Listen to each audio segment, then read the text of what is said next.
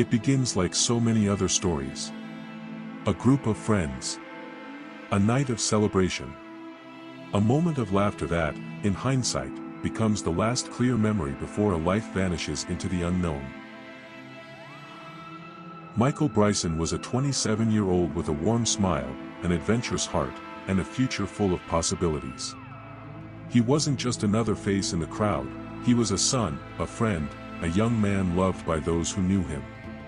But one night in August 2020, deep in the wild terrain of the Umpqua National Forest, Michael walked away from a campsite and was never seen again. No signs of struggle, no confirmed sightings, no solid leads. Just a mystery hanging thick in the Oregon air. Tonight, we're unraveling the perplexing disappearance of Michael Bryson. Was it an accident? Was it something more sinister?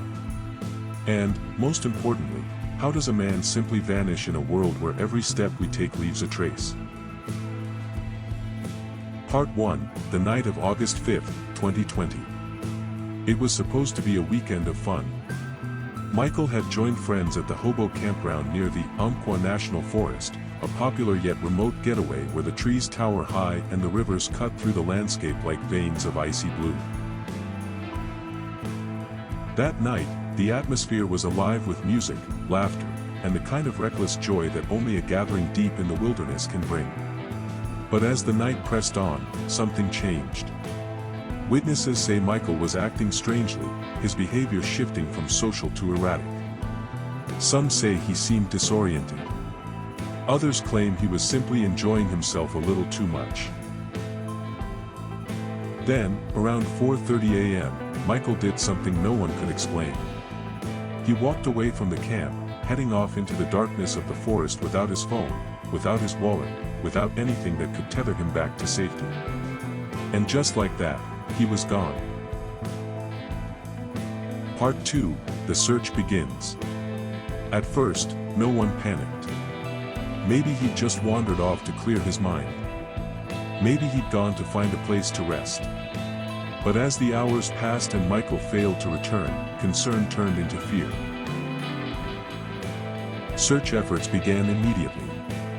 Friends, family, volunteers, and law enforcement scoured the rugged terrain. Helicopters and drones circled the forest. Bloodhounds sniffed through the brush. Yet, despite these efforts, no definitive trace of Michael was found. Not a footprint. Not a piece of clothing. Nothing. The sheer lack of physical evidence left investigators puzzled. Typically, when someone goes missing in the wilderness, searchers find some sign, disturbed foliage, a torn piece of fabric, or at the very least, an animal trail leading to some clue. But in Michael's case, it was as if he had simply evaporated into the misty Oregon woods. Part 3, the police investigation begins. As the days stretched into weeks, the Douglas County Sheriff's Office began investigating every possible angle. They started with the people who last saw Michael, the friends who had been camping with him that night. One by one, they were questioned. What had happened before Michael walked away? Who had last spoken to him? Had there been an argument? Many of his friends insisted there was nothing out of the ordinary, just another night under the stars. But as detectives dug deeper, inconsistencies began to emerge. Some accounts contradicted each other.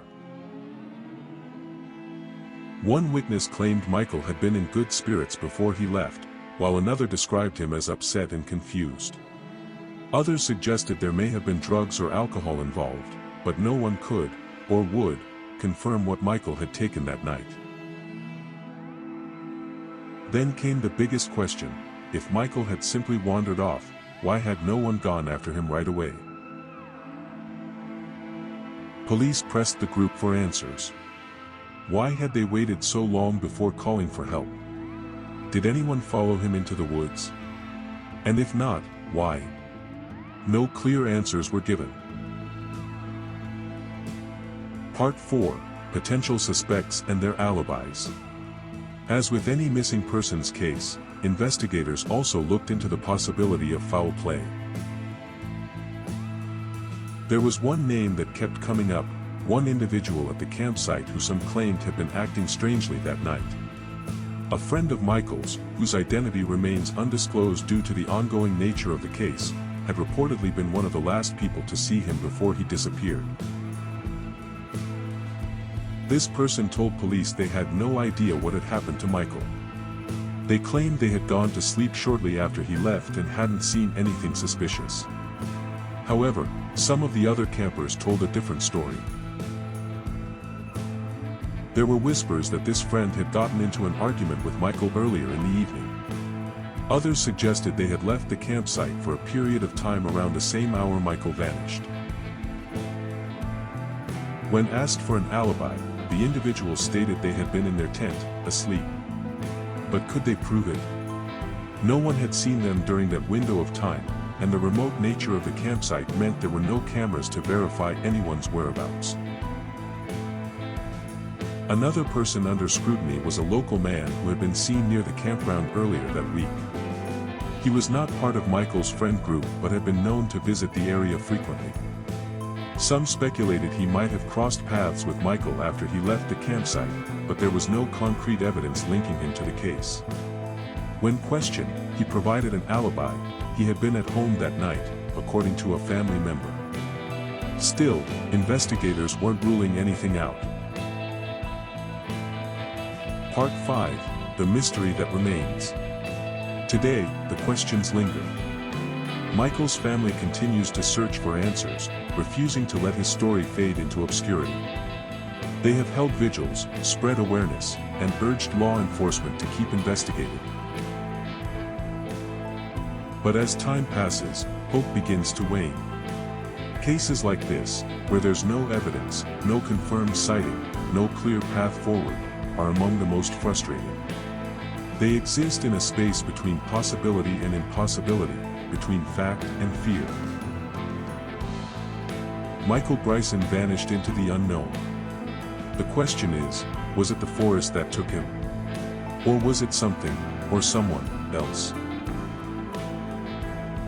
And now, I turn to you, my listeners. What do you think happened to Michael Bryson? Were the people at the campsite withholding crucial information? Was it an accident? Or was it something far more sinister?